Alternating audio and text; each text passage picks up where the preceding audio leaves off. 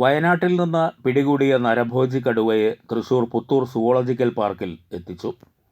വനംവകുപ്പിൻ്റെ പ്രത്യേകം തയ്യാറാക്കിയ വാഹനത്തിലാണ് കടുവയെ പുത്തൂരിൽ എത്തിച്ചത്.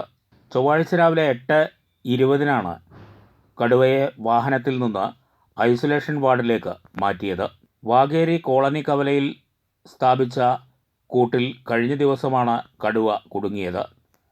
കാടിനെയും നാടിനെയും ഒരുപോലെ വിറപ്പിച്ച WWL 45 എന്ന നരഭോജി കടുവ പരിക്കുകളോടെയാണ് പിടിയിലായത്. കടുവയുടെ മുഖത്ത് കാണുന്ന മുറിവുകൾ കാട്ടിൽ മറ്റൊരു കടുവയുമായുള്ള ഏറ്റുമുട്ടലിൽ സംഭവിച്ചതായിരിക്കാമെന്ന നിഗമനത്തിലാണ് വനം വകുപ്പ്. ഇപ്പോൾ തൽക്കാലം കടുവ സ്ക്വീസ് കേജിൻ്റെ ഉള്ളിലാണുള്ളത്. വൂണ്ടിൻ്റെ മുഖത്തൊരു ഇഞ്ചുറി ഉണ്ട്. മുറിവിൻ്റെ വ്യാപ്തിയും ആഴവും ഒക്കെ നമ്മൾ നോക്കിയ ശേഷം പഴുപ്പുണ്ടോ അങ്ങനെയുള്ള കാര്യങ്ങളൊക്കെ പരിശോധിച്ച ശേഷം ബേസിക് ട്രീറ്റ്മെൻറ്റ് നമ്മളിപ്പോൾ കൊടുക്കും. ആൻറ്റിബയോട്ടിക്സും വൂണ്ട് ക്ലീനിങ്ങും ഒക്കെയാണ് ആദ്യം ചെയ്യുന്നത്. അത് കഴിഞ്ഞ് ഒരു ദിവസം അതിൻ്റെ സ്ട്രെസ്സൊക്കെ മാറിയ ശേഷമായിരിക്കും നമ്മൾ കൂടുതൽ വിശദമായ ട്രീറ്റ്മെൻറ്റിലേക്കും ഇതിലേക്കൊക്കെ പോകുന്നത്. അതിന് ശേഷമാണ് ബാക്കി ഡിസിഷൻസ് എല്ലാം എടുക്കുള്ളൂ.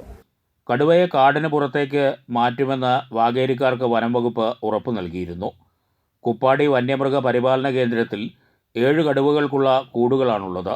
WWL 45 കൂടി എത്തിയതോടെ എണ്ണം 8 ആയിരുന്നു.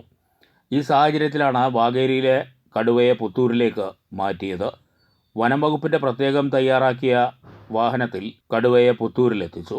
പരിക്കേറ്റ കടുവയ്ക്ക് വിദഗ്ധ ചികിത്സയും പരിചരണവും ഉറപ്പാക്കുമെന്ന് സുവോളജിക്കൽ പാർക്ക് ഡയറക്ടർ അറിയിച്ചു.